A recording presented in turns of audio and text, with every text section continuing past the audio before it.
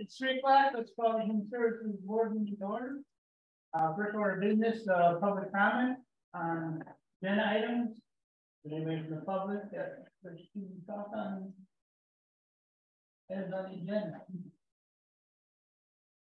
Seeing none, then go with program. Child welfare overview by Annette. We can. So I'm here just to tell you a little bit about child welfare. So child welfare now is got about 100 people in our division. And we have 10 supervisors who help to supervise those 100 people. We have each one of those supervisors has a different team that they are responsible for. So we have, and I'll explain a little bit about this after I talk about it, but we have a juvenile intake team. We have 2 initial assessment teams. So what juvenile intake does is they are responsible for all referrals that come into our agency for youth who are in the community who have big charges, who commit offenses or have maybe they're not going to school, those kinds of things. They evaluate that and make some decisions about what they do with that. So that's what juvenile intake does, a piece of it. Juvenile intake also has their family mobile team, and those are the 2 staff that work 2 to 10, and they go out and help families who may be having some escalations in their home, help to de-escalate them to keep those kids at home with their families. We also, that team is responsible for on-call, and it's not just a couple people that are there, but that supervisors our entire on-call staff who respond to things after hours. Our staff work 8 to 4:30, but families need help all night long. So he oversees the 12 people who do on-call, and they respond to anything from child abuse and neglect reports to youth who are in trouble with law enforcement. So lots of different things are pretty busy over there. So that's intake. Then we have 2 initial assessment teams. One of them also includes access. So what access is those are all of our phone calls that come in for child abuse and neglect reports. So anybody in the community that calls in and is concerned about a child, they go into those staff. There's 3 staff who take all those reports. Then they pass that on to supervisors who are screening them, which means that they look at them to say, are these kids unsafe? And should we do a little bit more assessment to make sure that they're safe or to help them get services to be safe? Or is this just a situation that we don't have the authority to get involved in? So we make that decision to so screen in or screen out, meaning we're going to help them and we're going to do some assessing or we're not. And then we might refer them for outside services. So there's 2 teams to do that. One is in the Neenah office and one is in the Oshkosh office, so that we are close to our consumers. We also then, what happens is if we, at that level, at the initial assessment level, we make a decision that kiddos need and families need more support, we move them onto our child protection ongoing teams. So then they continue to provide services long-term. Initial assessment is short-term, about 2 months, they go in, they do an assessment, start getting them engaged in services. And then if they need continued support, then they go to our child protection ongoing team. And there's 2 teams for that also. 1 team in Oshkosh, 1 team in Neenah. Again, we try to assign those cases based on their areas. We know our social workers know the resources well, and they're able to support those families. So that's basically where we are with child protection. Starts with juvenile intake, moves on initial assessment, and moves on to CPS on. Then we also have a placement resource team. What that team does is that team helps sometimes when these kiddos are coming in, they need to be out of their home. So we have to remove them from their home so that they are safe. And so we have our placement resource team who licenses and supports all of our foster homes. We have in Winnebago County, we have about 85 foster homes that we license and support. We also refer to different foster home providers in the state who they also can help house some of our kids, to place some of our kids in those homes. And those are called child placing agencies. And so we have to use both the ones that we license and the ones that are licensed by other providers. We have group home level. So we start with foster homes and then we have group homes. And this team kind of vets those group homes and make sure that we're putting the kid in the right program if that's what we need. As you guys have heard about, we have residential care centers. one of which is out of state with some kiddos, but you guys get that information, that data on which residential care centers. That's a higher level of care. That in those settings, they're going to school there, and more intense services are there. So this team also will make sure that we're getting the kiddo into the right residential cares. This team also does, they not license, but they make eligible kinship care. That's family relative care that's provided. So they support those relative care placements. And we try very hard to put kids with their families. And when they become eligible for kinship, they get a little bit of money to help support them with having those relative children that are there.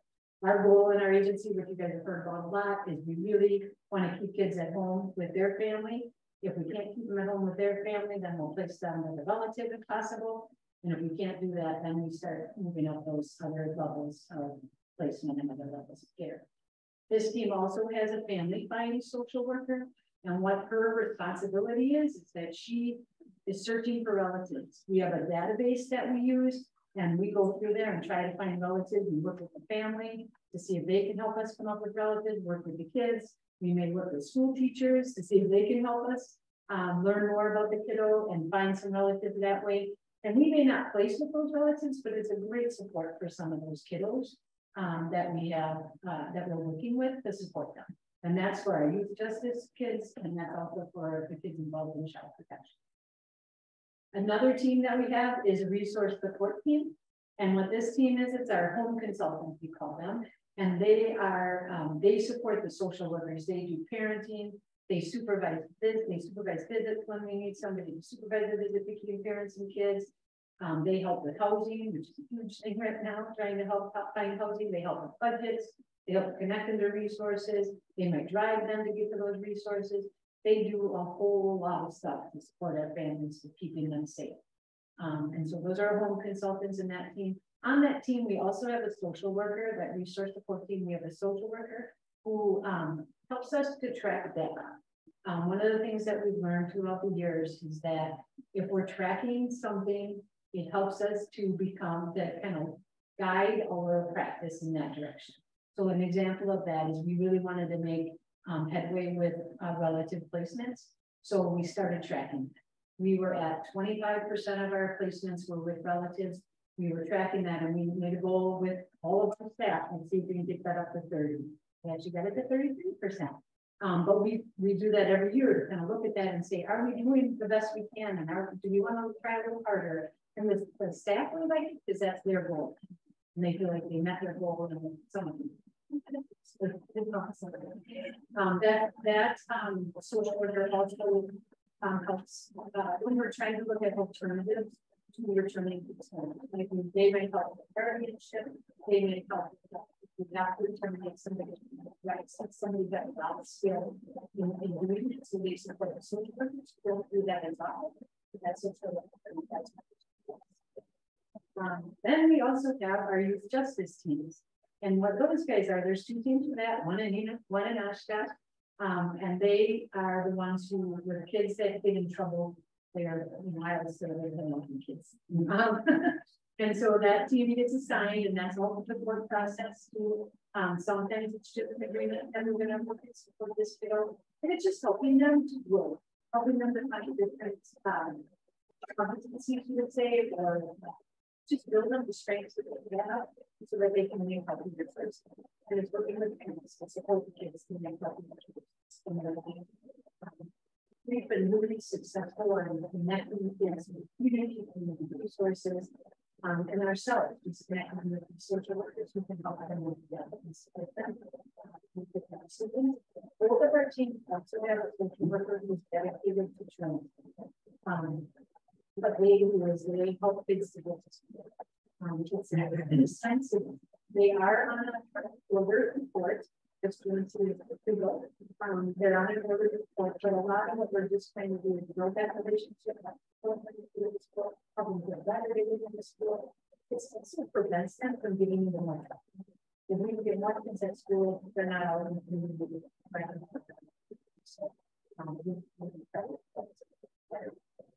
and our newest team that we have is related to why you guys are here today. Our newest team is our child care team. So that's our team that we have direct service staff who are here 24 hours a day, 7 days a week to work with these kids and support them and do them in the programming and activities. And again, like we mentioned, we role models so we can make different choices on there outside of here.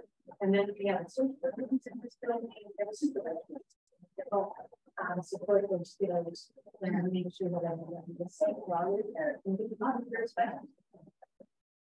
So I think that's it. Okay, probably this tonight. You guys might want some questions. Yeah. When people report suspected child abuse, is that anonymous, or do you know that people are making waves or trying to get back at somebody doing some vindictive with their visit shop? So you think it was anonymous or how's that work?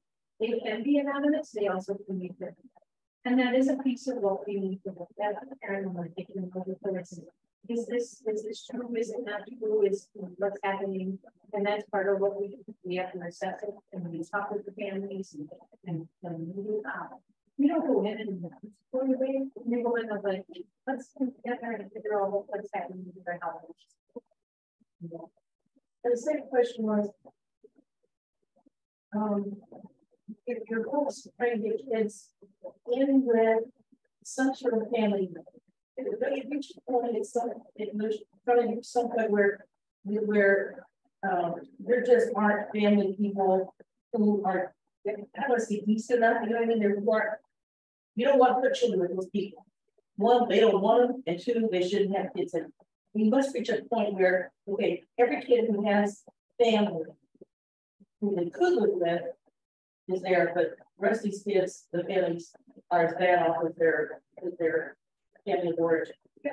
I mean, sometimes that's the case. Yes, we will assess that thing really as much as anybody to make sure that we have a child who needs to be removed from their family. We will evaluate it and make sure that they're going to be safe and well. And it may be a family member because they love them and because it's a good place for them, but it also that may be running that child because they're going to have it. So part of what we try to do is connect at the beginning of the office, meaning this family member may not be the best fit for that child to live with. They may be somebody for that problem. They may be somebody that doesn't experience. And maybe just that the person out there. So that's a lot of especially in youth justice, because we are placing a lot of kids. Thank goodness we are able to put them in the hole. But a piece of what we want to do is just have positive people out there. And so that may be something. Somebody that's taking it apart is huge for somebody. Excited to check in and make sure they get their homework. Huge. I guess I had a third question. Just checking in on this. This is the new sure. Turns 18 in a couple of weeks. Wow. Yeah. And we did find her a place here in Wisconsin for when he turns 18. We won't have the day she turns 18. It'll be a bit, but she seems to be doing well. All right. But yeah, it's going to be able to answer all the questions about Lindsay after she turns 18. If a youth is here in shelter care, are they able to attend school, or are these their school here? Or we want to get them to their home school. So the staff that are here drive kids to school throughout the county. And sometimes even outside of the county, if need be every day. Some kids can't go to school while they're here. Then they do work on, in the beauty of only one of the many, only few good things with COVID is now we can work with them virtually here a lot with kids and they can participate at school. So the other one, curiosity, how has COVID affected truancy as you see it? Has made a major difference? Well, I guess I would say now that school is in session, it hasn't really impacted it as much. When school wasn't in session, it was very hard for a lot of the kids that we work with to manage virtually, to be at home. That was really, really tough on people. Are they going back? They're going back to school. A lot of them are going back to school. Some of them are choosing to stay virtual because a lot of them still have virtual. That is their choice, and we do what we can to support them and attending virtually. We don't step in when a child is virtual and they don't start school virtually. That our district attorney's office said we're not getting involved in that. So they would be choosing. So yeah. Donna, you have a question? Oh, Any questions for Annette? I know it's a lot and I went really fast. Oh, very good. I'm really trying to, I want to give you guys a lot of time to debate and discussion of the building. No. That's what we're doing. No. Thank you. And moving on, then we'll, minutes of the September 7th, 2022, Human Services Board meeting. I move to second that as presented. Second. All been made and seconded to accept. All in favor, say aye. Aye. All those opposed? All right, then we accept the minutes of the September 12th, 2022 ADRT committee meeting and the May 10th, 2022 advisory committee for children's voluntary service. Move that we accept them. A second? Second. Any discussion? I have a question. You, Rebecca, go ahead. In the ADRC committee meeting minute, there was a discussion about Winnebago County real estate. Under advocate. Yeah, probably. So I've been out about talking to folks in the northern part of the county in Nebraska. And I think our meal site is hosted by Advocate, and so how are these meal sites reopening? There's a plan, for the ones that Advocate provides meals for, there's a plan. Amro and Winnie County are already opening. I don't know the date of the Advocate ones, but there's a date in for those. Valley DNA provides a lot of the Nina services, and they are not up and running. So they do the more for them.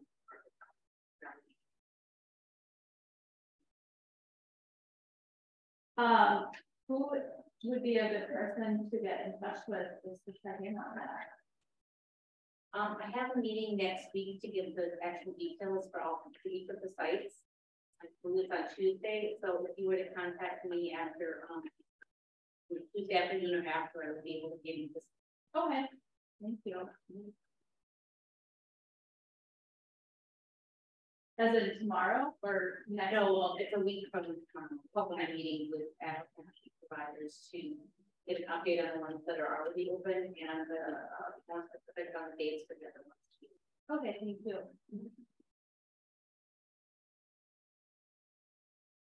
Any other question? Any of minutes?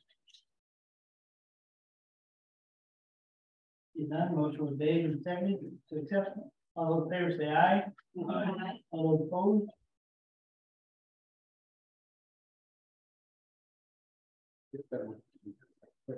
Then we consider an act to approve the purchase of 2831 Harrison Street for $700,000 plus an additional $300,000 renovation costs with either a transfer from the undesignated general fund balance or advance from the general fund to be reimbursed with a subsequent bond issue. You want to do a motion in a second, then? Yeah, I know that. I'll move that. Is there a second? Okay, motion was made second. Now we have discussion. Any discussion? You want to Go ahead. introduce it a bit? Okay, so in your packets, you've got something that's called the agenda item report, and that's something that the county executive requires of all significant motions that are happening at the county level and the committees and the county board. So I put together this agenda item report, actually before I did the presentation to the county board, my PowerPoint. And if you had a chance to look at it, it basically is supposed to outline for everyone, like what is going on, what's the action that's requested, what are the proposed digits for this thing going through, and then the background, and then on the back, policy discussion. So I'm not going to go through the whole PowerPoint again. The essence of it is really that we are in a very fortunate position, in my opinion, that we actually have a property that's readily available, ready to go, and is currently being used for the purpose in which we are thinking about purchasing this building. So for about 10 years. So if you listen to my PowerPoint presentation, basically, shelter care is a requirement through the state, a couple of different statutes, child welfare, to basically say a county has to have a shelter care of its own, or it has to be able to contract for that shelter care service with a neighboring county, or in some cases, a private entity. And what's been happening over the last, so this has been going on for 40, 50 years. And over the last 10, there are, to my knowledge, no private vendors left that perform shelter care service. LSF was the last, which we contracted with until last November. There are counties that have shelter cares that they own and run, out of Gamey being one of them. And in the interim, we were able to contract with them for shelter care services for our kids.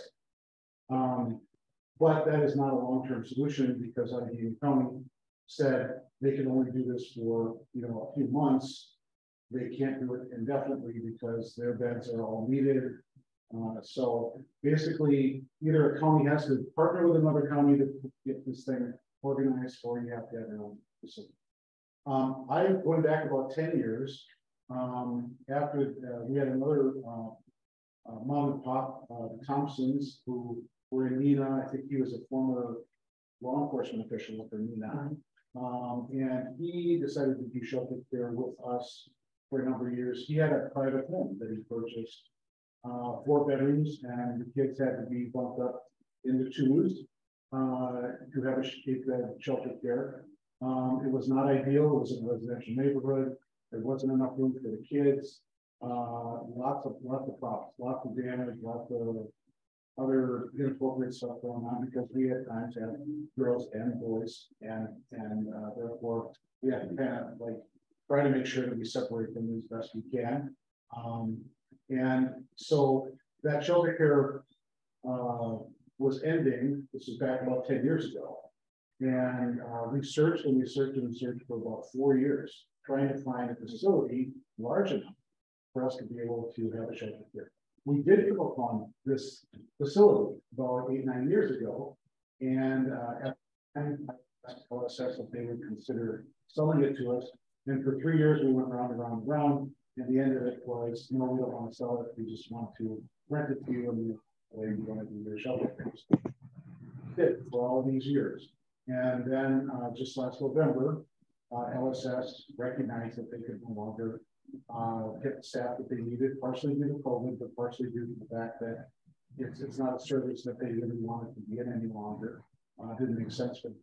And it's an area that LSS has been very strong in terms of being able to maintain the property. So, in this interim period, I basically asked them, would you consider selling it to us? They said yes. They got an appraisal back in the spring. We basically did some formal negotiations over the summer. Came up with a pretty good price, going exact, and I think Mike Elder was part of that. We arrived at I think what would be a workable price between and including the property for purposes of it being a public building. So what you see in the item agenda report is essentially why we're doing it, because we need it, we have to have it, and because this one makes the most sense to us because it's already licensed, it's already being used, and in the interim, in July, we were able to hire temporary staff for six months through another agency, and we are actually running it back here. So we actually were able to take it back from Allegheny, bring the kids back here under our auspices, and right now we are renting from LSF the building, and we're having a contract with another agency who doesn't want to be involved in this beyond the end of the year. So all of this points to the end of the year is the end zone for us. We have a lease through the end of the year. We have temporary employees to the end of the year. You're going to see in the budget proposal for next year, those of you on the county board, we are putting in a position. They have all of these positions becoming employees in January. Excuse me, take on the throat. We're kind of under a time constraint, but we needed to do this right. And the way you do it right in Winnebago County is you start with the parent committee, which this is. You guys approve it if that's your wish. Then it moves to facilities, which is under Mike Eller and his committee. If it gets approved there, it goes to Personnel and Finance Committee, early part of November. And then if it's approved there, it goes to the county board for full approval. I think the 15th of November. Bill, may I just interrupt one Sure. moment? Mike, has Mike's staff been able to go through the building, or if that's not done yet? Yeah. And that's where we've identified the $300,000 immediate required repairs to the building in order to get it up to usable use. Thank you. So the reason, and so the next sheet you got in your packet was the resolution, and then I'll shut up because you guys have questions, I'm sure. So the resolution basically was drafted by the county corporation council, and the reason that it says either to come from general fund or from bonding is because the corporation council wants that optional language in there, so it gives both the county board and the county exec flexibility once it gets to the financing piece, as to do whatever makes sense. So that's why they're in there. They're not picking one or the other. More than likely, this isn't a huge expense. So I would think it would likely come out of the general fund, but there again, you want the optional language in case something changes between now and June. That it's cool. So that's it. If you have any questions for me, I'll answer them. Otherwise, maybe you guys have questions. I was just wondering if the facility will need to be closed down during renovations, and you would need funds to place those use in a different facility, or if that's included in the Well, I didn't ask Mike about all of the updates, but a lot of them have to do exterior. So some of them have to do the roof, the siding, the parking lot. Those things we wouldn't have to shut down for. Sure. If it's something inside, then maybe we need to replace something where for a week we didn't have heat. Yeah, we probably have to do something. So to make sure you get adequate funds to cover that. Yeah. Just a question. That's right. Yeah, most of the stuff, the big things is the roof and some of the flashing between the top story and the story below. I think we can do all that without interrupting Bob or Bill's operation. And we have to add a few sprinkler heads in some of the interstitial spaces, which, I think, I don't know what the rules would be about us having contractors in here at the same time, but that would probably be a day or two where we have to actually have somebody up in the attic up here to put in some sprinkler heads. Yeah, I think we can work around that. Okay. So I think it's minimal time that we have to have it done. Sure. Bill, I know you like talking about this, but how does this board, how are they able to communicate to the county that they don't want this money to be borrowed? So I don't understand. So if you felt strongly that you didn't want That's like you're very strong. Right. How you communicate is to communicate to the supervisors. However, you communicate to them. You can't do this walk in the forum thing. So board members can't, you guys understand the walk forum better than I do. But I mean, you can communicate to anybody here that's on the county board about your feelings. And a letter, could you set Well, okay, that's, I want to back up. Okay. Why did this get changed? All the years they had the county board, I was on it 9 years, we never had this. Why, who changed it and why? What was explained to me was that this was some county executive, the county corporation council, that this is kind of like a standard optional language they put in when there's like a major capital improvement project. Because of the circumstances of at the time you approve it, is it better to borrow it? Is it better to think? You want to have the option in there so you don't have to go back a second time to the board because maybe you said you wanted to take it from general fund but maybe the borrowing looks better, or maybe you want to borrow it and now it doesn't look good, so now you change the general fund. This gives the option to doing whatever makes the most sense at the moment. Where I'm confused is in the past, every year the county board would borrow a bunch of money. And we never had this option. Well, those of you who've been on the board, maybe you can help Harold, because I haven't been to all the capital improvement. But And this is the first time I've ever seen this. The last meeting that we okayed to go and get a bond.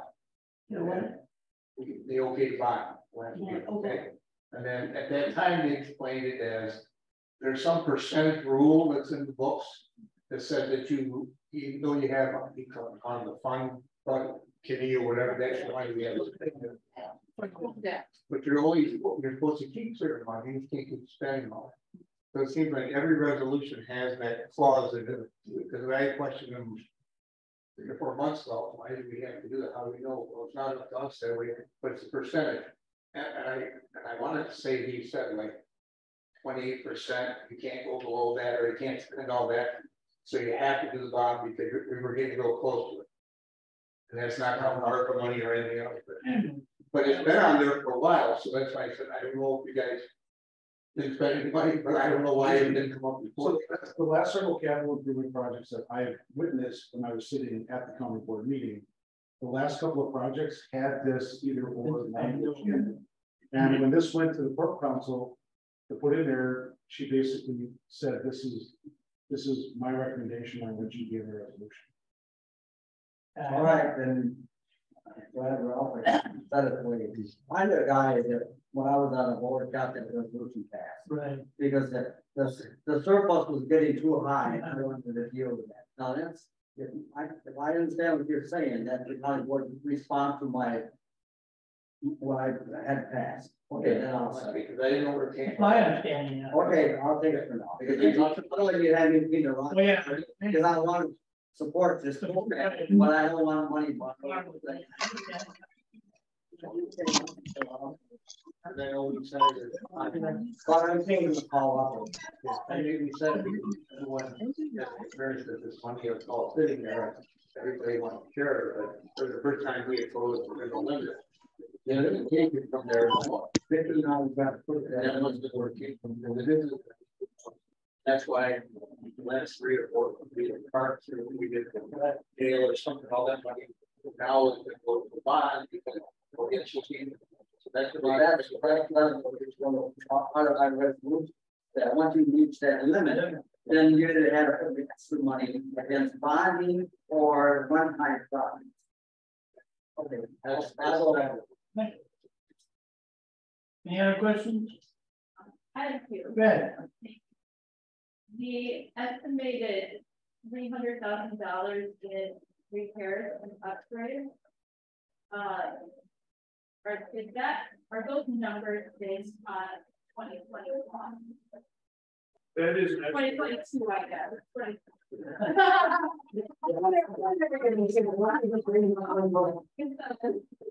Yes, that's based on 20. Is it formed by? We would have to look a bit on. Well, so to just be clear, facilities department, once it becomes accountability, then it's under Blake's his department's jurisdiction to come up with the work plans. Yeah. It wouldn't be us. Yeah. I guess I would be on Yeah. the dollars. Part of this, was actually paid. Right. When this goes up for bid, so how is it possible to build into? We generally put a contingency in with our estimates. And when I get to the county board, the board know about it. Yeah. And the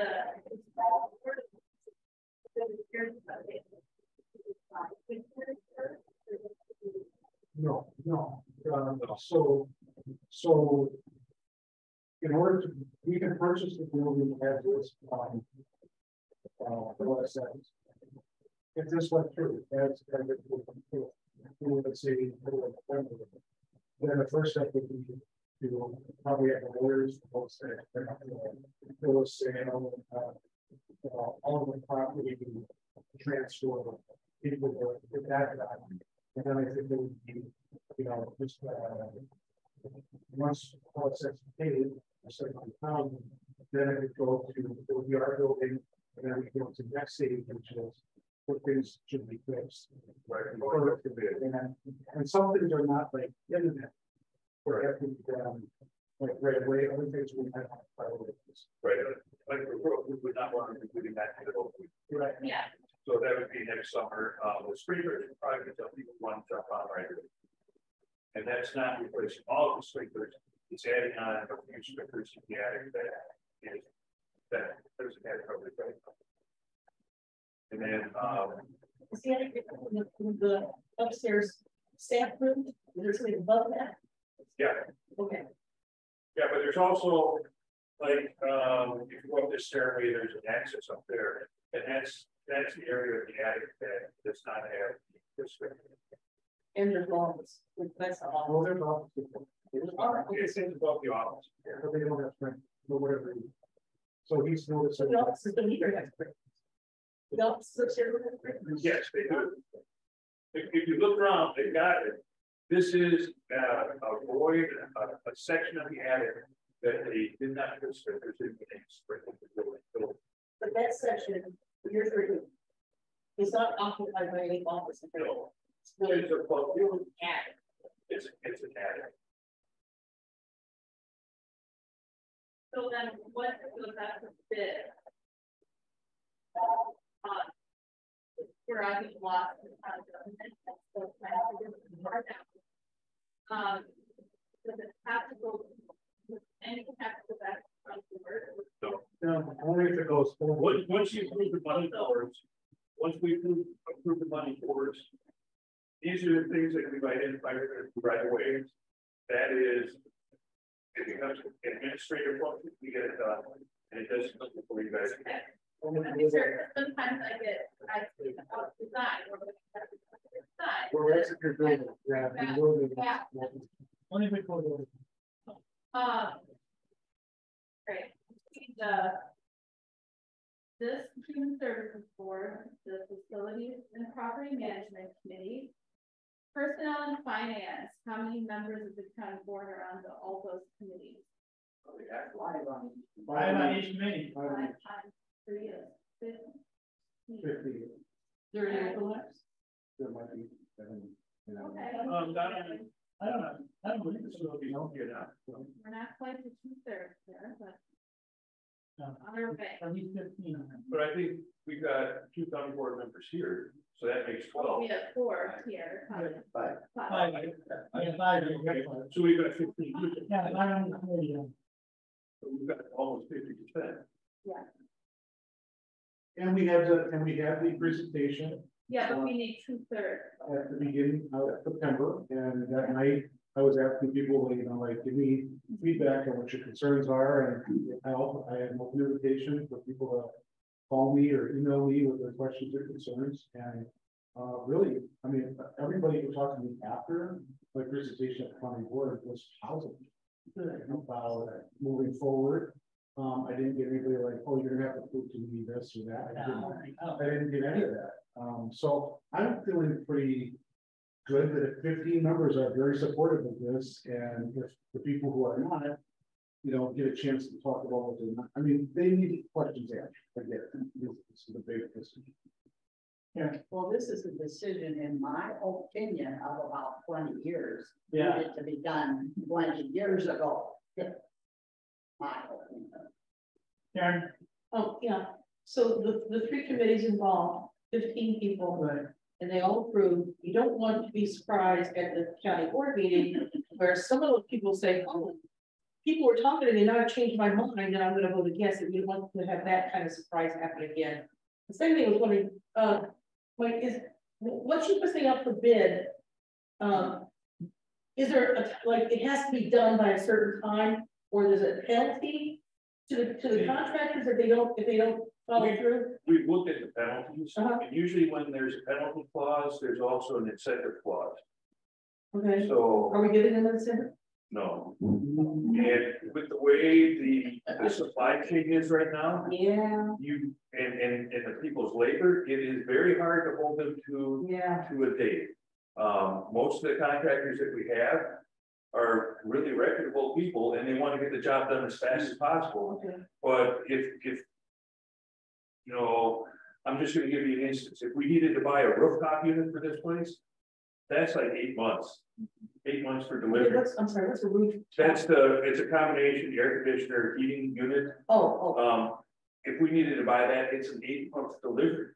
And that's like, so if we want to say we want to have this job done in 6 months, and the parts that we order, we can't even get them within the 6 months. yeah. You know, doors are 14 weeks, windows are 14 to 24 weeks. And that's, it fluctuates with the market. You know, as the economy is cooling off now a little bit, we might get more availability of materials. Like it was during COVID, the cost of lumber went through the roof. But now it's come way back down to pre-COVID. Oh, pre-COVID. Yeah, pre-COVID levels. And does it make a difference when you mention doors? Make a difference if you're purchasing doors locally? I mean, I'm thinking in my head Morgan doors, which isn't even called that anymore. I don't even know if Morgan doors still exist. We usually get doors through Block Iron. They're a local company. Okay. But look what, I mean, how long did it take to get those 2 doors that parked you? I mean, and that was just two unit doors. I mean, that's. Yeah. But it was one wait for that. Yeah. So it's you know, we looked at the penalties, but usually when you do the penalties, then the first thing they come back to is, well, if I finish a month earlier, you're going to give me a 10% incentive. Yeah. And when we get the funding from you guys, we tell you what the cost is going to be, but we don't have money in there for the incentive, so we'd have to come back to you guys for the incentive. I see. And it'd be nice if I could just penalize them, but it would be hard not to without also having the other side of the equation saying, you know, here's an incentive to do that early. I'm trying to work with corporate counsel where we can disqualify some of the contractors that we had bad. And can you do that? I have not found too many ways to do that. It's basically whenever you take them to court or anything, if it comes back and they make you whole, it's almost like it starts over again. So I have to make sure that whatever kind of system we use is fair and equitable, and we don't get ourselves opened up to a liability or a liable type situation. So what's happening on the county board for us, is there any other alternative to this? And the only alternative to this is finding another readily available building this size, which there aren't any on the market that we're aware of, and 2 is built. Or start building? And build is 2 to 3 years, and probably 3 to 5 million. I think CBRF I think was 3.2 million. Yeah, and that was 2 years ago. Yeah. You just said that, Bill. Had a horrible nightmare of Parkview. The whole scenario going right past again, the lights. Who's gonna do this? What's gonna do this? And oh my God, let's have enough. That does not come to this. Well, without looking at, for us, looking at foundation and what's in the attic and, you know, under the carpets, this looks like it appears to be a sturdy building. I didn't notice as I'm walking around, I didn't notice any like water damage in the ceilings or anything. It looks like it's a good building. It's relatively good. It's not a brand new building. No. It's not also falling down. And that's where, you know, we've identified these 6 or 7 things that have to be done first. I know they have some space out in the garage that was used for recreational activities for them. The garage has some issues, but that is something that we put on a future time frame. The foundation for the garage is pretty well shot. Is there some activity going on in the garage that couldn't be put in here? Or that they? Which is extra space for recreational area, but what he's saying is when they look through the garage, there were some things for future, like the floor of the garage. The floor is cracked and the back half of it is settled, so. You don't need to use the garage for anything. No. So Bill and I have looked at it on what things I think we need to do and what things we have to do, and we've got that $300,000 for the have to do things right now. And then we'll work it into the budget in the future for the things that are coming up on the end of useful life. You know, we probably want to go through here and take a look at some of the windows and replace some of the windows. You know, maybe some of the flooring in the future. You know, there might be, you know, I don't know what the age of the range hood is, but you know, that's serviceable for probably the next 10 years or so. But Bill and I will work on it. We'll work through the budget and we'll take care of it just like we take care of any of our other projects. What year do you know that this was built? Actually, this building is an original building that was built a long time ago and then added on to a couple times. Well, usually the older the building, the better the structure. Is that correct? Yeah. The center part is the older part of the building, and then they built all the way around it with the add-ons, so that there's enough room for bedrooms and bathrooms and that sort of thing. So when you go in the basement, the center part is still like you got to watch your head because everything is like kind of hanging down below 6 feet. And then the exterior is the crawl space, but it's all nice cement and block and it's all set to go. I think the addition was in the 80s. I think so. And the other thing that I mentioned too, for 9,000 plus square feet, somebody mentioned that they did this work, the amount of the dollar per square foot, and it was like in a little over $1 square foot kind of range, and people go, that's really good, but I don't know what the square footage of any of those for. Because you mentioned the range hood, and we had that check. We know, unlike the one at Fox Valley or Fox Cities, the ranges are actually working and they're doing what they're supposed to do. And this was actually put in just either so years ago because we had to help us get it all. Okay. This kitchen was just modernized about 8 years ago. It's a nice kitchen. And they put in new plumbing, they put in some new electrical stuff. So it was that code 8 years ago. And up in Fox Valley. Also in UW Fox City. Yeah. My counterpart in Allegheny County and I have been working with them. Yeah. We found that it probably will work if everything sticks. Okay. Not brand new, not brand new features. Okay. Oh, there are a few questions. Because I'm the one last time that we changed binders, so I won't have this happen again. But I want to ask questions because the supervisor, I guess the problem was nobody asked questions and 3 months later something comes up. Okay. So that's why I want to ask questions because as a supervisor, I'm really excited about this. But I'm going to think like the other supervisors because that's what we have to do. Now, number one, is everything in here? Do we have to buy anything else inside? Everything is all with it? All that's gonna. Yes, everything's coming with. So we don't have to. Everything is. And here, yeah, everything is evaluated every year because of our license too. So everything is working condition. So there's no more expense. So you need like tables, chairs, beds. Okay, you just like we're operating now for the last 6 months, right? We are just continuing with that. They're gonna ask what else we have. This is not gonna be an empty building. Right. Okay. One. Number two is I noticed by being on the board for 6 months is that it always seems like people before us and boards before us had okayed the project, and then the project comes in and they underestimate it, and next thing you know, it costs twice as much. Or we got a lot of things come to the county board where we end up chipping another 200 or 250,000 because they went up and everything went up. Are we protecting ourselves on that? Because that was a danger on a couple things.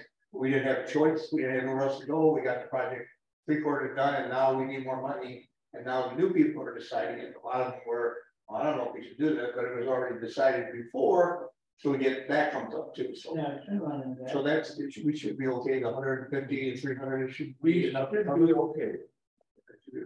But would you be more comfortable with it a little bit more?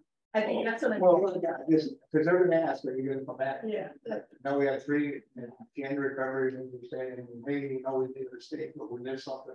We need another 2. Well, I don't think we've made a mistake. We haven't missed anything. The only thing that would come back is depending on how the market is for the contractors and how hungry they are, on what the bids come back as. But you don't want to over it, but you want to be realistic. And I'm not gonna say the name, but there's one company that I think so far I've heard 3 or 4 times, they're the only one around that can do it. And their prices seem to double what it was 7 or 8 months ago. So that's, I'm worried about, because I know that'll come up, because that's what everybody's worried about, is there gonna be more, is there gonna be more? But I think I know. Understand that. Yeah, because I know that. The project that you're talking there, the estimate that they gave us was for less than half the project. Right. And then when we actually, you know, they said, we're not gonna do all this stuff. So that when we came to you with the real project, they're only doing their half, and we've had to contract, or they subcontracted out the other work to somebody else, and that's what increased the cost. I know that's, again, they'll talk about that. Yeah. And then I know you said it, I think this state, now these 6 months we've had part-time people, now they're gonna become full-time. We need staff here. Staff, right? Is that right? Right. And they're already in the budget, so it'll be okay. Well, we put in our contract currently with this agency that doesn't want to begin the business after December. We put in for the exact position numbers and types and amounts that will be going forward into next year. So this is going to be like going from a half to full, isn't that? No, they're the exact same It's percentage. going to be exact same. So there's nobody. No that's new become. position. Okay, we get different. Kind No. of because now they're- And these are all positions that we went through the initial budget. It will go from an outside agency Right. into being an employee. But what we talked about there is what were we spending on the contract? And when we stop spending on the contract, now it's going to be our responsibility as a county. So there is money to pay for it, because the money that's paying for the current staff is the money that's going to move over to pay for the counties. But all these positions initially went through the county executive, that's three, and he approved those. Yeah, And the last question I would have is, I always think on the other side, do we have enough now that we're asking in the budget time? Do we have enough people to do this year?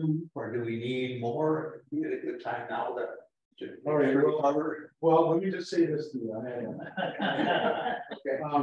As a department head, we are supposed to provide enough, but not more than what is needed to provide this. So, you know, would Annette say that she'd like to have a couple of sure. But when you see the number of new employees in my budget for next year, it's already a big lift. Right. So I think you're going to get more reaction upon board going, why does human services need so many employees? So what I would like all of you who are going to come board, when that question gets brought up, is yes, there are a lot of positions in the human services board budget, but the reason for that is because we are going from a lot of contracted work to now in-house. Yeah. And so it's really not that we're adding, 15 new positions. Yes, they are new to the TO, but they aren't new to the work that they're doing. You just didn't see it before because it was contracted. Now it's going to be under the county's table of organization. So there's already, so my answer to you is, could we ask for more? Yeah, but I think I would rather defend what we're currently asking. The reason, like I said, when we went through the budget, it seemed like it was our term that I wasn't here in the past, but it seemed like we were shortcut a lot. And now they decided, the executive said it's going to be a little nicer to us. Something different next year. The other thing would be, last one would be, I know you said Allegheny was the other one that has it. Yep. What are the chances now that we're the only one that someone's going to start reaching out to us and asking us to start? That could happen. That could happen any time, but we would say based on our utilization whether or not we have space. And so if we were down and Allegheny needed something for a month because their place got closed down because they had to fix something, if we had the space, we would work with them just like they worked with us in that 6 months this year. Because we came to them, we said, we don't have any place to put these kids from November to June. And they said, we'll take your case. So we'll do that for neighboring county, but we won't do it. We're not gonna take it with our people. Yeah. Harold, just to answer your question, I'm not, but that Harold, not. So, To answer your question about staff, I just want to say that we've been doing this, we've been doing it now for the last few months, so we do have the staff that we need. So we're not shortcutting, we have the staff that we need, and we have a good plan in place. That's the beauty of us running it with the contract providers, and to do it exactly the way we are doing it, we're asking for it to be done once the budget comes. So. That's good. I just want to be sure we didn't need somebody else, we can't go and ask for it now. Very good question. So, and the big thing too is our contracted provider will not be doing this on January 1st. They've made that very clear.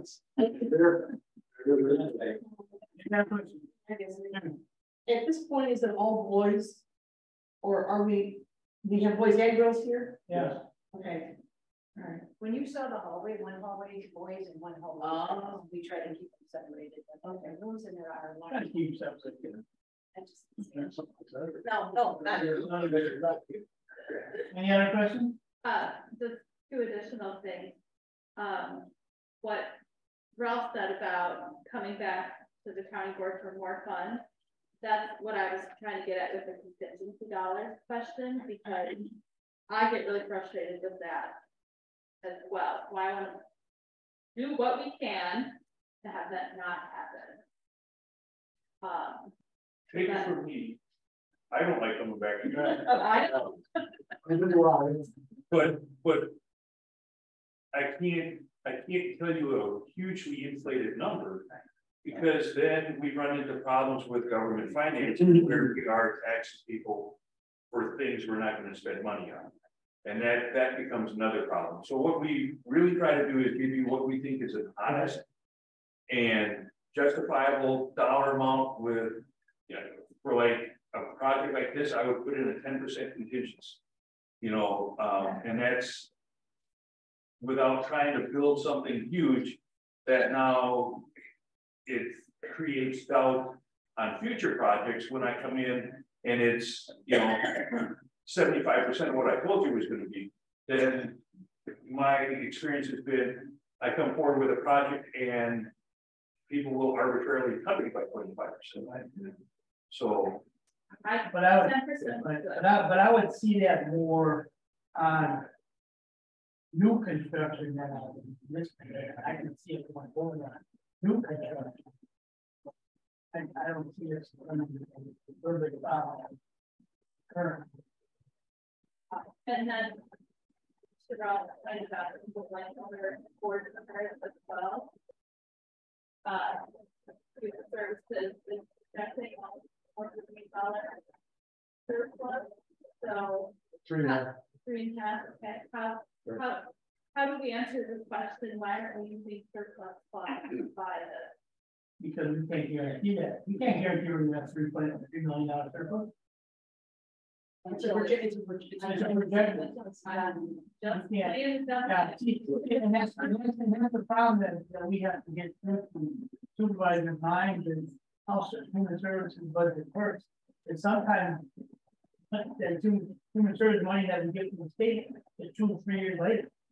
I mean, we can't. Maybe another way to say it is that the monies that we have the budget, and we happen to have surplus in that area, it's still on the board saying they can transfer a multiple accounts to come up with that money. When the reality is December 3rd, January 1st of next year, it all goes back to the general fund. So it's in a sense, if you want to take it out of the general fund, when you're taking it out of there, let's say in November, they want to purchase it, it's going to be right back. Money that becomes punished from where it's supposed to be. Take money out of the surplus. So we have to do both. Still got to go back to the county board. Yeah, Proven. Consideration because we got to get all that. Well, that's the problem. This budget. In actual, it's a little bit of a run. And Janet's church, you can hear what I'm saying, is that we don't have accounts that are separate from the general fund. All the months actually sits in essentially the county's fund. And when we get out of it, as we did, so in reality, it is in the county's perfectly right. And I could say, take it out of the general fund, it's the same thing as saying, take it out of the insurance fund, because we don't have money idly sitting in a separate account. It's all essentially in the chat fund. Right, exactly. You understand. It's there. It's protected. And whatever money is there is actually in the county's fund. Right. And actually, the insurance against it, the pays for things. That's No, any other questions?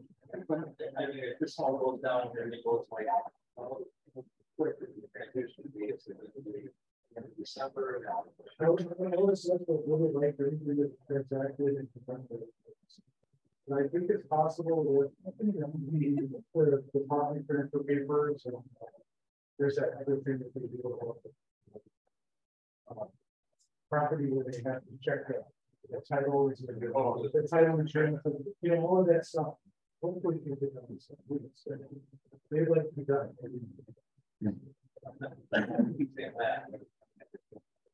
I know you talked about last night, and I think you said there wasn't a great. I know you did a lot of negotiating. You probably kind of lucky very well. Appraisal right here. Okay. It was 850,000, and when Mike and John Dino and myself fought, we talked about the improvements that needed to be done to the property. There were several improvements that were taken out of the public vote. So the grouping that we talked about that we needed. So this is an area of it was done in it was in a marketing control of this spring. And we said, well, we're the this place and so we talked about when we didn't need one like the road from the side, fixing it around that came to about 150,000. Then the public building code changes were about another 150,000. So on that basis, I think I was the as is proper, would you give us consideration and we're going to back and forth. It took some negotiating. At the end, they said, we'll sell it to you for $700. So then, you know, we won't dispute that it needs to be fixed. But he said, now remember, the appraisal is an as is appraisal, so we could actually ask for $850. We don't have to like do a discount for you, but we're willing to do that because of our partnership. So it went down to 700 because of that. And so then we got the 150 for the improvements here, and then the 150 for the public building code standards, which would have nothing to do with our assessment. But it's good based on the real estate market. Now, you had a good bringing an inspector in, you take it or leave it, next someone's coming in. So we wouldn't have the luxury to take anything off or do anything. I know John's gonna host it.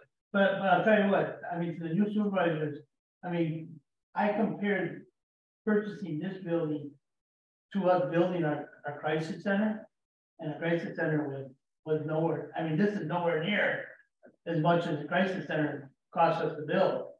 You know, I think this is definitely a better deal that we're getting here. Didn't you supervise Parkview when it was built? I sure did. Yeah. So what is your opinion? Do we have a good deal here? I think we have a good deal. I mean, you know, the only other alternative is to build an 8 to 16 bed facility, just like we did for the CBRF, and we're talking $3 million. Yeah, you know, that was no one on board to do it. And then we'd have to find a location somewhere on county property to do that. And from start to finish, it would probably be 2.5 to 3 years. It'd be 6 months design work and year and a half to build. Yeah, where do you look at that? Well, I have a horrible scenario in my mind of moving into the new safety building jail on Jackson Drive when that was turned into the new jail. And when we moved into that jail, immediately following the move was the contractors coming in to redo what had been. And they were there at least a year. Yeah, that was before your time. You're talking about the safety building. Yeah, safety, yes. So here we have a package. We can look at the package. The package is wonderful. It's reasonably priced. It was built at a time when quality was good. They used good quality materials and so on. To me, it's just, it's a gift. And I'll say two other things too. Zoning is really a big issue in the city. If we got a piece of property that wasn't zoned correctly, that could add months to how long it would take. This is zoned correctly. And this facility is already licensed. Yeah. In our name today. And if we had to go through building and then get a real license, that could also add months to the thing. So it actually, just by being zoned correctly and licensed correctly, we're shaving on, 6 months. So any of the supervisors that you have to face when this comes to the time, they maybe are misinformed or whatever, but certainly as a board member, I can say that this, to me, with all of my experience, is very good. One word. Any other questions? One last word. Maintenance and all the different committees and stuff we've been on. A lot of things are kind of wearing down, or we really didn't have any. I didn't have a lot of money to do any maintenance from the parks to anything that we came across. So we looked at. I know you don't have a fund.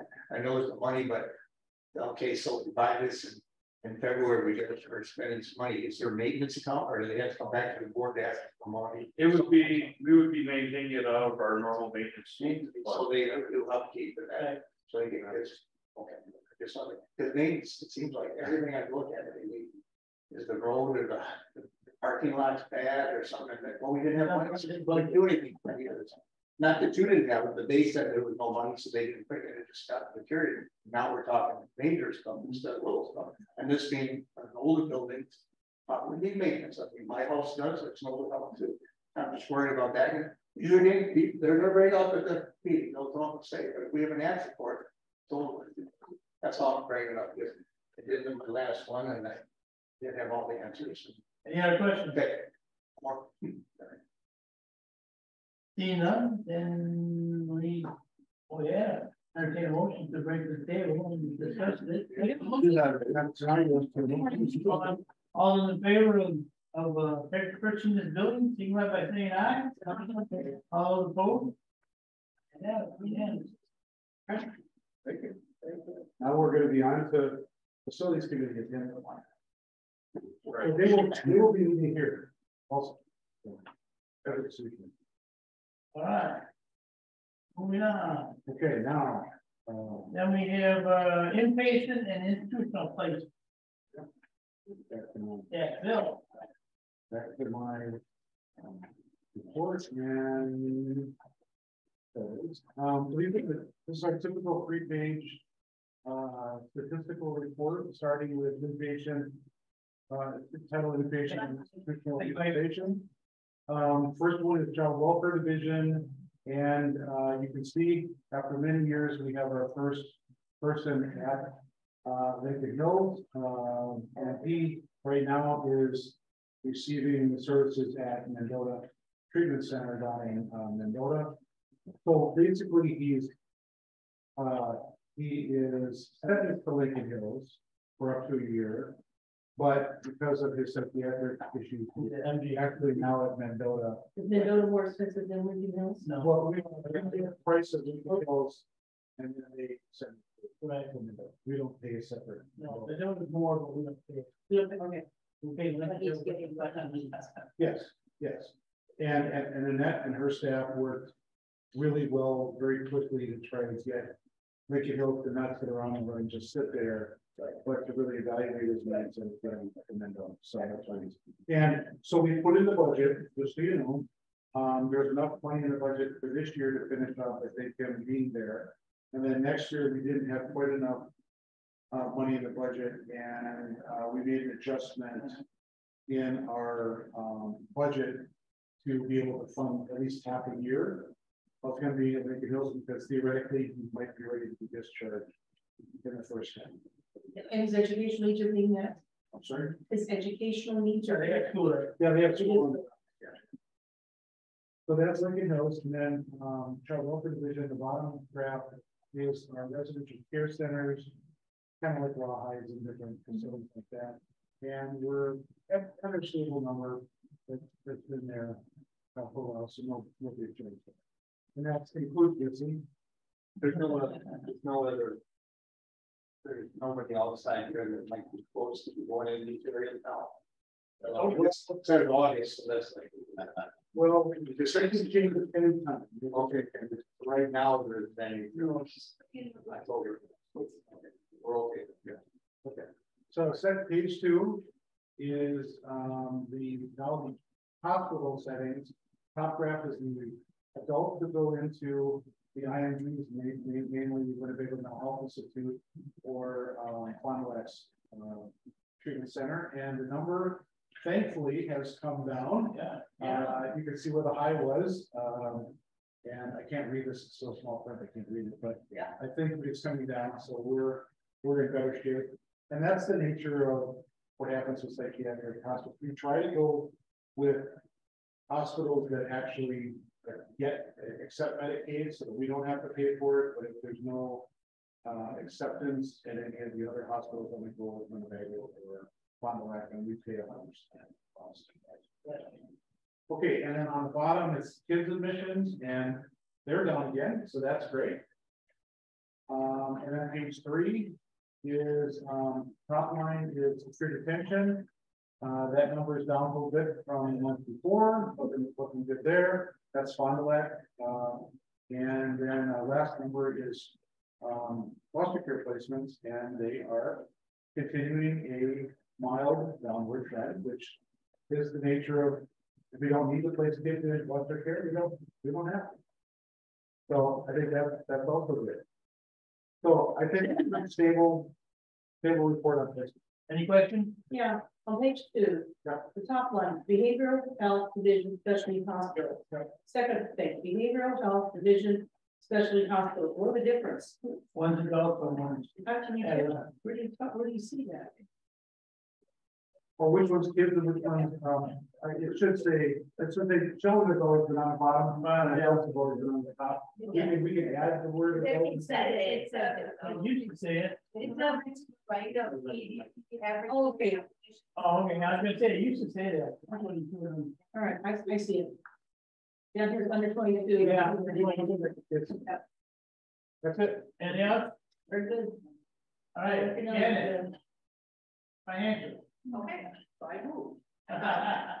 So, okay, you have the report based on August financials, and you'll see that our projected surplus at year end has come down to about 3.6 million. When you look at the bar charts on the next page, when I put a trend line on expenses, they are slowly starting to rise. So we are noticing that some things are kind of getting back to pre-pandemic levels. Travel is going up. We're seeing more things occurring in person versus all virtual that we've seen over the past 2 years. So I think we're going to see those slowly starting to rise on the expense side. For the revenues, you'll see that August looks particularly low. I don't think we mentioned last month, but the state, we don't know why, gave us 2 reimbursements for our grant funds in the month of August and did not give us any in the month of July, but gave us nothing in the month of August. We don't know why they did that because we are on a very much, 1 month type of reimbursement schedule. So that's why that looks a little bit low. But again, if you put a trend line on, it is an actual trend. So when you look at the pie chart for the composition of our projected surplus, it really hasn't changed much. Most of it is in operating. But one thing I'd like to add about changes happening nationally is that we have it on pretty good authority that the pandemic, as far as a public health emergency, may end, And what that means at the federal level, if it does, we'll vote by, I think, the middle of this month. What will happen then in January, and Ann can correct me if I'm wrong, but then in January, a lot of things will start to go back to the way they were. So it's going to affect economic support, where people are getting extra food share, and they were getting some kind of exemptions from having to report stuff. Things are going to go back to how they were back in 2019. So that's going to be extra work for economic support staff. There might be some changes to telehealth, and people need to go back to people's homes again, and less being able to be done by, remote or video. So we're going to have to keep an eye on it. And then all of that stuff relates back to Janet and the report, because if we go back to how things were back in 2019, costs will start to rise again.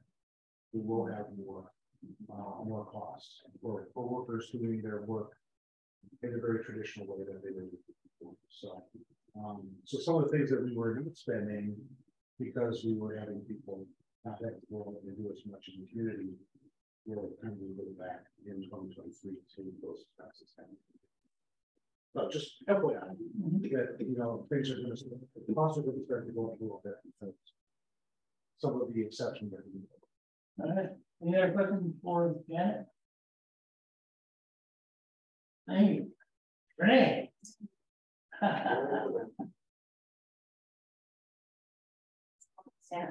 I just have a brief one for you so you guys can see me. So most of September, we've been working really hard to spend money. And you wouldn't think it'd be a problem to spend money, which I have problem in my personal budget.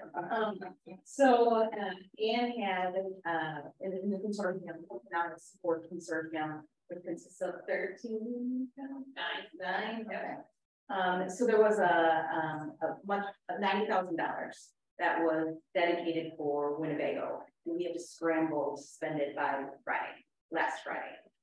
So it took, I know you wouldn't think it'd be hard to know, we want this, because of the parameters, of course, of what monies could be spent on.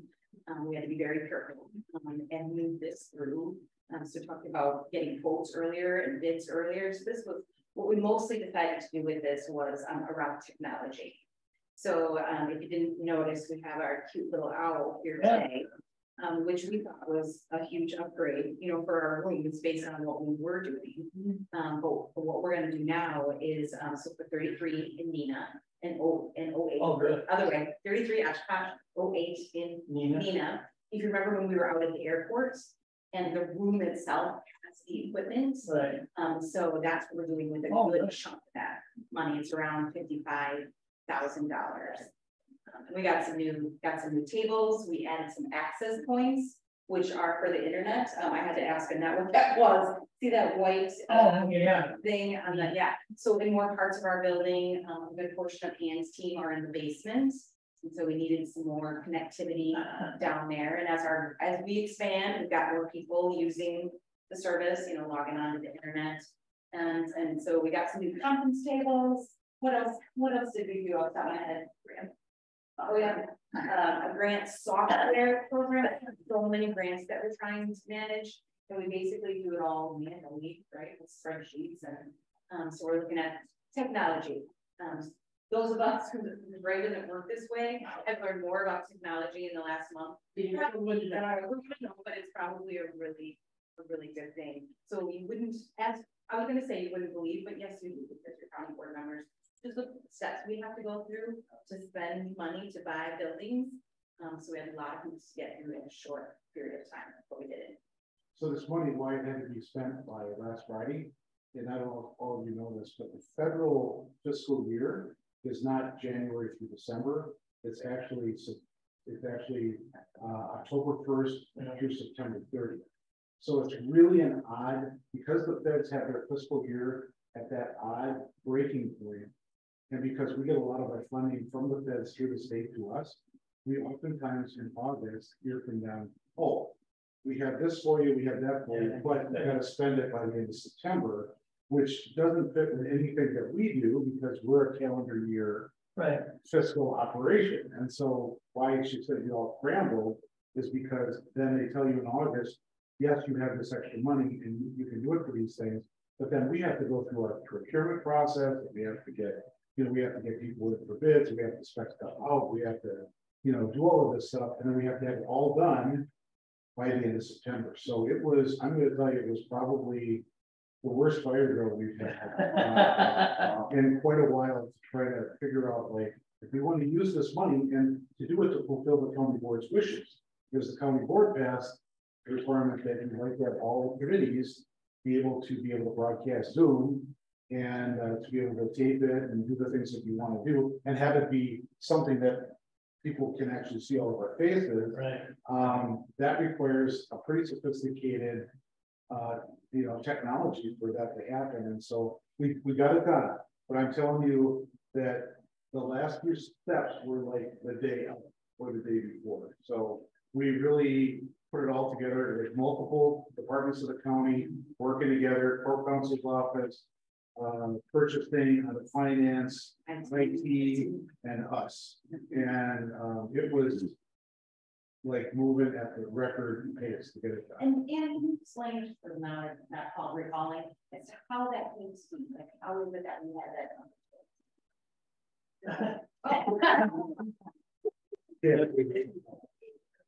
Oh, money that the state passed down to the consortium had to be tied to food share in some way.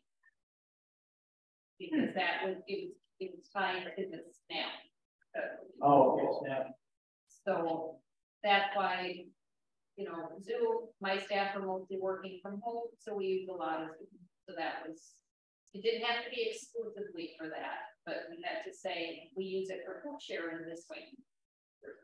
So we are using it for the purpose intended, but as an ancillary, we can also use it for what the county board wanted for us to do here. And I said, I said to Patty Frank, who is in charge of IT, I said, one thing that county board possibly doesn't realize is that to get every department outfitted is something that works really well. Yeah. If that price tag is about 25, 30 grand a piece, times 17 different departments or 17 different committees, that's a big expense. I knew that, but. But for human services, there is nothing to be done on the board. We're ever getting. Any other questions? That was not what it was. We get second money.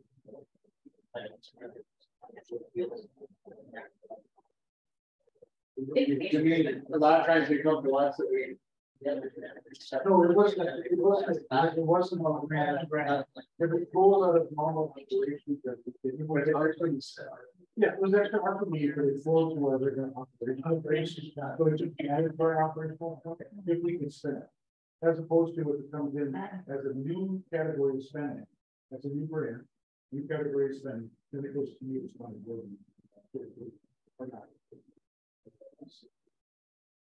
All right, and moving on, Bill. Okay, just two things. One, I'll give you a quick percent of the first location update. And for the board members, there's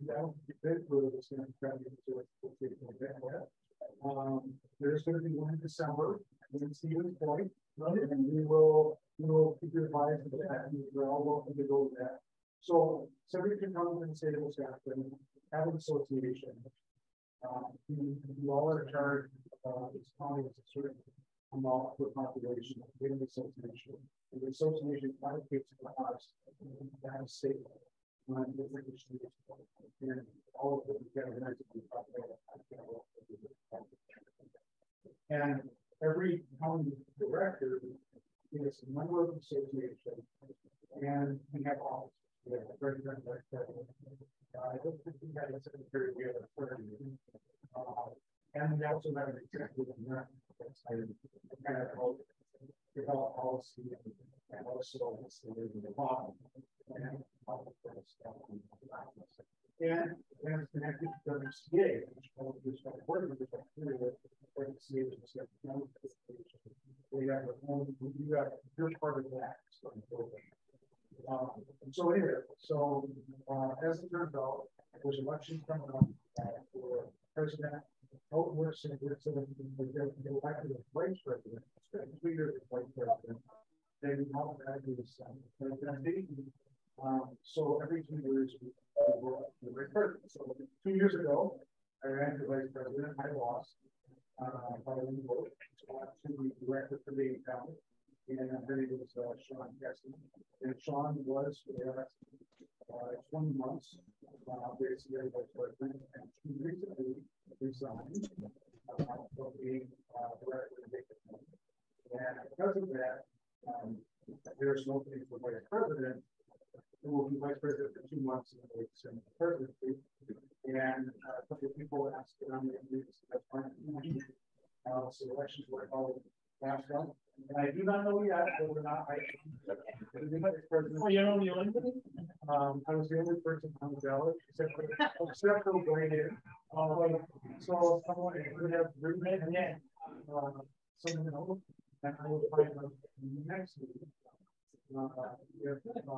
I'm your best. No, it's not interested. So I know later this week, but not up to the next one. And then be president again. And the term is 2 years. So I think it's the first Thursday, Friday, second Thursday, Friday. Is it? Okay, so the first and second. Yeah, there'll be an announcement probably in November. If you would like to go, then you just let us know. I think we got to figure it out, Janet. I'll give them on. Citizen board members, it's us or expenses for lodging, or is that all those that come together?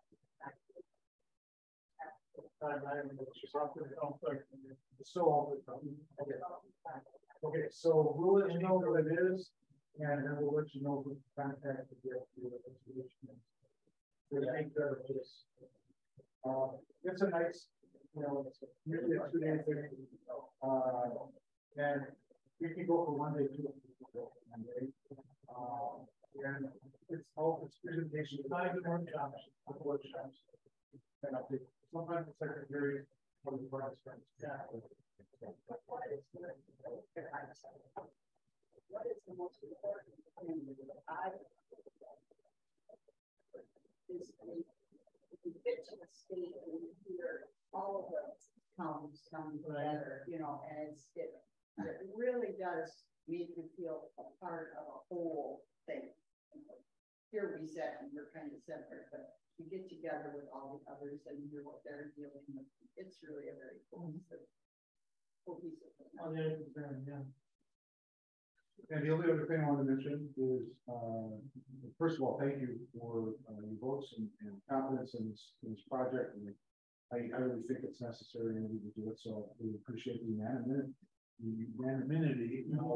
of the vote. And we'll appreciate you guys sticking up to when it comes time for county board, because that's when I don't know what's going to happen. And so appreciate that. I do want to give you a report that we still have some openings in some areas. It's hard to find social workers and child welfare. As you can imagine, it's a tough work. And we talked about that today. We talked about child welfare and having to sometimes separate kids from their families. So we've been down a little bit on workers there. We also have trouble recruiting and finding mental health therapists and substance abuse counselors. We put in a request in the comp study that's happening over the next several months. We've asked HR to look into, do we have the right pricing for those particular positions? Is there anything we can do to attract and maintain those folks? And we do have from time to time openings in different areas. But I think we're doing a little bit better now. I was listening to the managers this week and on numbers. I think we're getting back to a typical pattern of always having a few people missing here and there. But I think it's getting a little bit better. But the job market is pretty competitive right now. I mean, public, private sector, we have to be very competitive, otherwise we're not going to get the people we need. And I'm sure the same thing with side. I'm hearing that with nursing home. having, you get CNAs, I'm hearing that with the sheriff's department, not having enough correctional officers, so it's all over the county.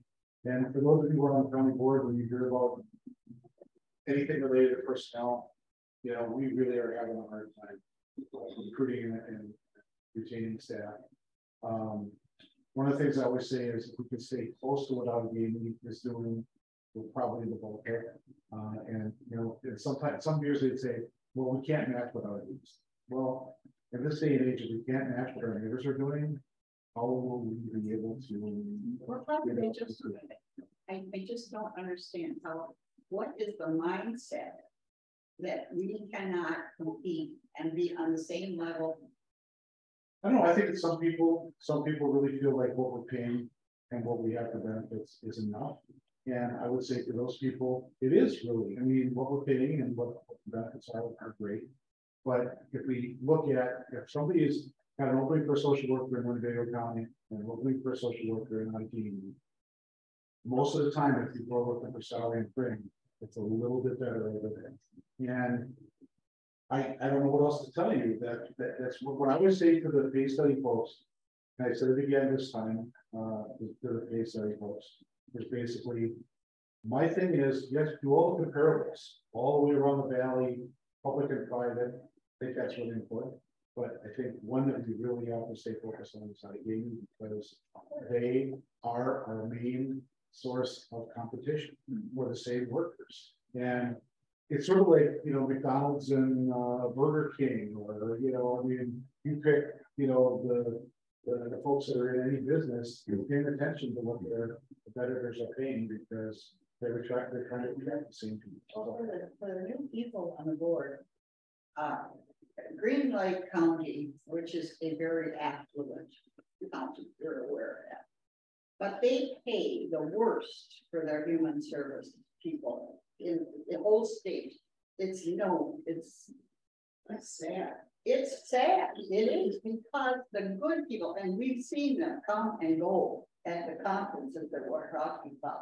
Smart people. They're good people. Boy, they're really on the ball. And by golly, pretty soon they're on their way someplace else. Well, Green Lake County thinks that's fine. We don't care.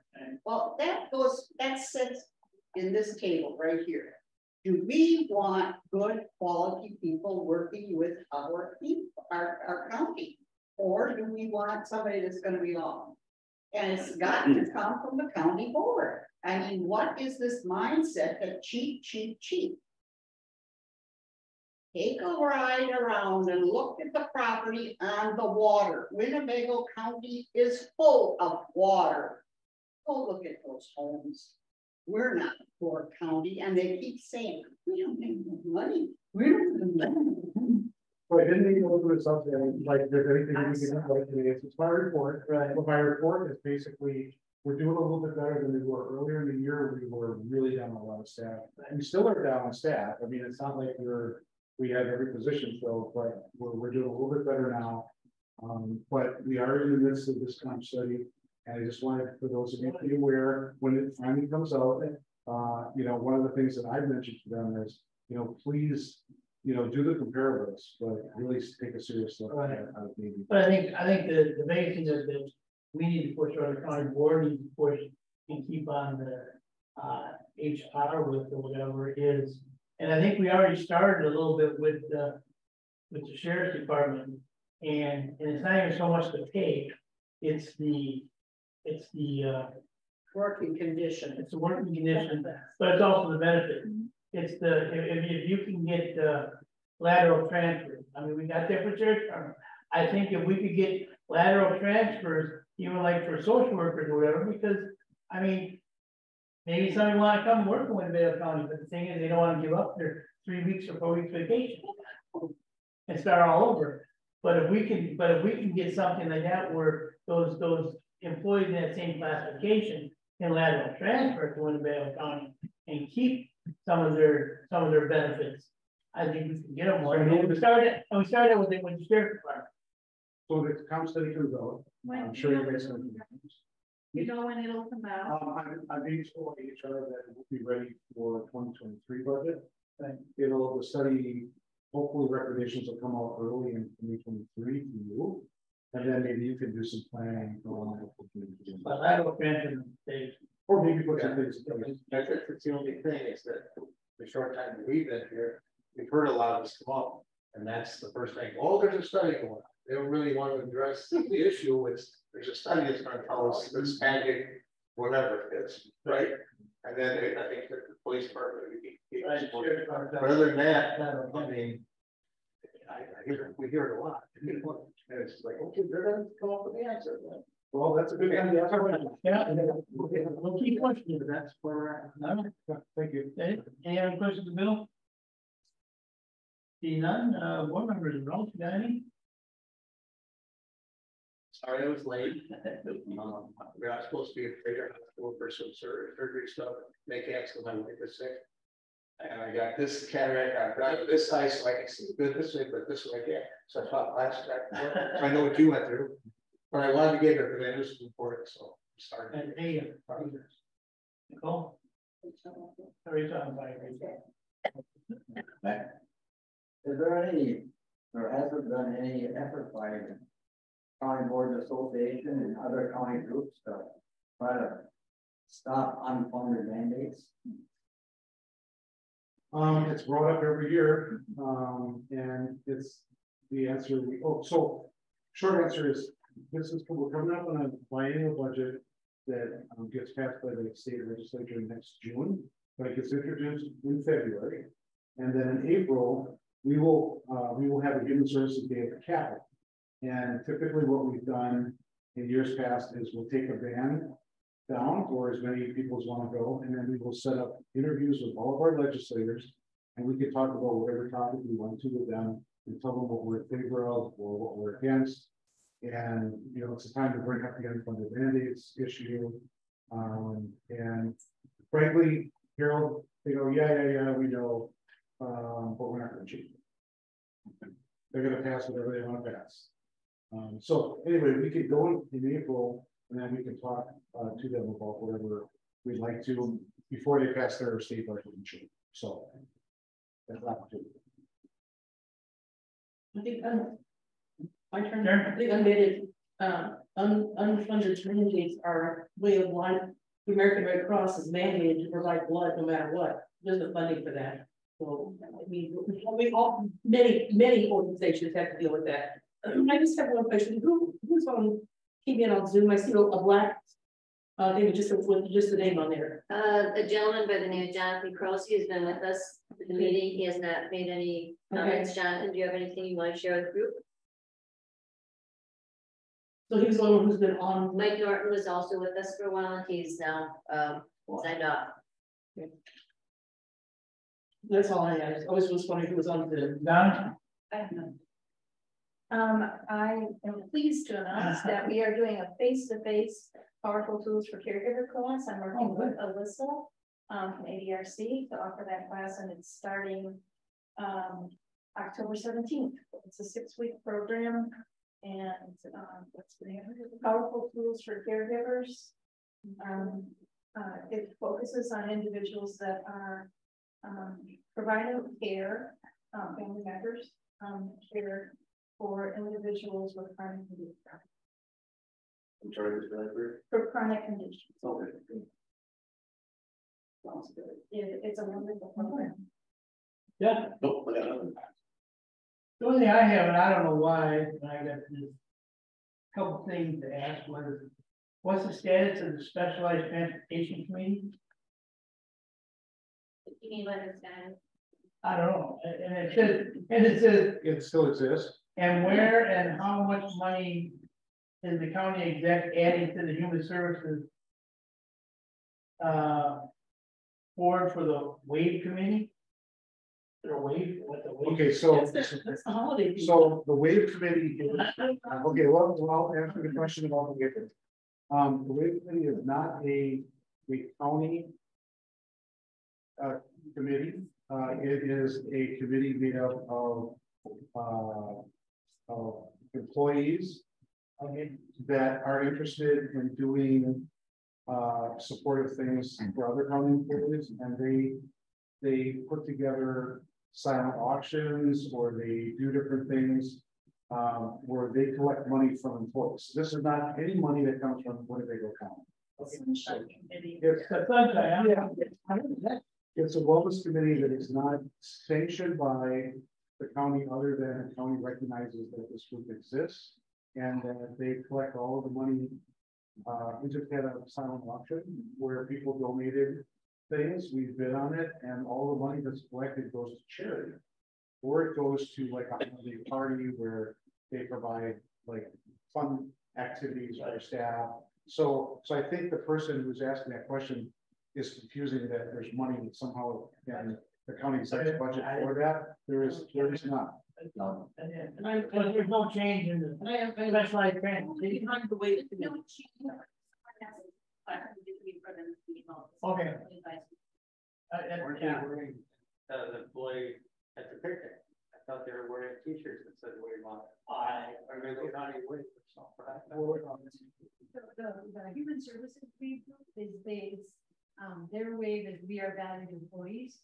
So that's that thing, but like the county has the logo of the wave. And that's part of, we kind of use that we are valued employees. So that's like a human services wave group, which is different than the county's wave group. Thank you all. Second. Any discussion? All in favor, say aye. Next meeting, Is there gonna be a Nina? Or after?